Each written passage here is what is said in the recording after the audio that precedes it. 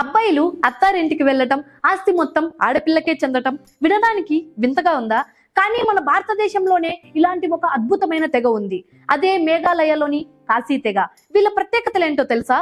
మేఘాలయకు చెందిన కాశీ తెగ ప్రపంచంలోని అతి కొద్ది మాతృస్వామ్య మ్యాట్రిలినియల్ వ్యవస్థలలో ఒకటిగా నిలుస్తోంది.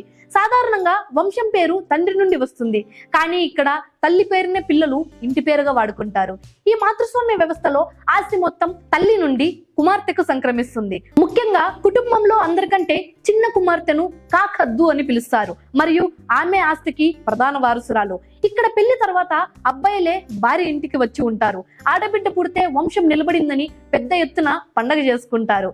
వ్యాపారాలు, ఇంటి బాధ్యతలు అన్ని మహిళలే చూసుకుంటారు. అయితే రాజకీయ నిర్ణయాలలో మాత్రం పురుషుల పాత్ర కూడా ఉంటుంది.